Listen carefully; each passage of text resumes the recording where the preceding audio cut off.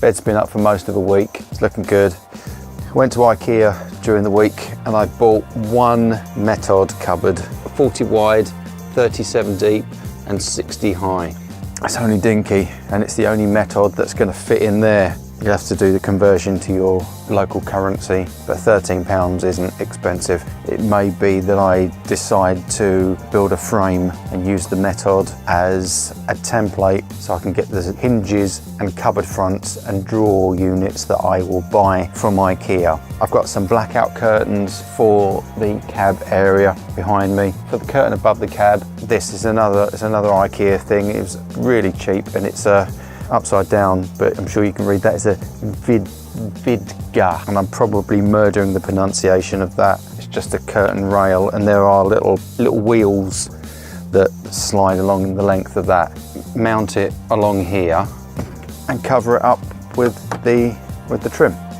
The trim I've sanded, by the way. I'm really pleased with how that turned out because it's nice and tight against the plastic trim. I think I'm going to do the kitchen here. I have that romantic notion of a view when I open this and I look out onto rolling hills. Also means if something bursts in flames, I can open up this and just lob it out. Okay, the step is in, and I've also done a test fit of the curtain. Haberdashery is not my strong point.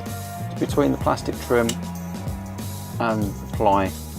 I don't know, this isn't a great purchase.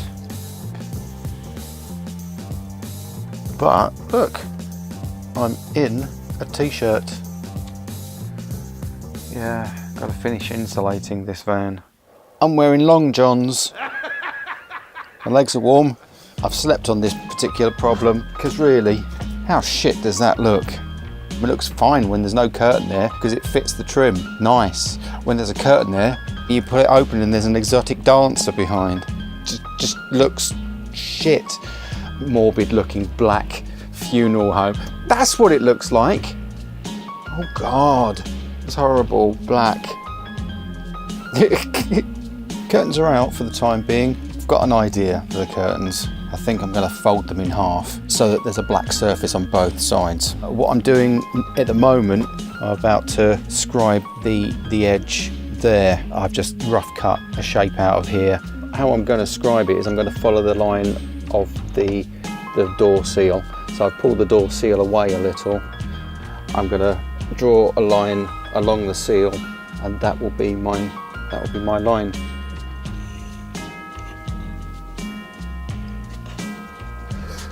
Well, let's rough cut that out, and if I need to tweak it, I can. Just a rough cut, but you can see there where it matches up quite closely to the overhead trim, follows that line of the trim there, and sits flat at the bottom. I'll sand that, and I have to say, that's not working, that condensation thing. I've decided against having a window, so I've silent coated in there. I'm not going to have a window there either. I'm not going to silent coat this until tomorrow. The reason being that there was a gap around there and that panel flexes. I've stuck the panel to the frame of the door. I've only done it on one because I've run out of sticks like shit. I've also assembled my method cupboard. The next size up is too tall. I hate my ceiling. Hate it.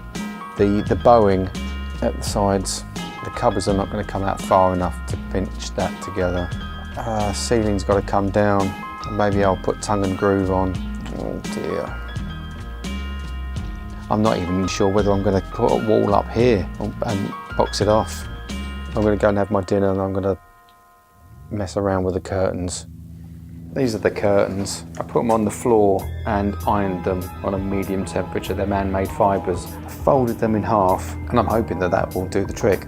What was the top, that is now going to be the side. I've been to the haberdashery shop. The solution is to put a new tape or something at the top, and I did explain to them that I'm no dressmaker.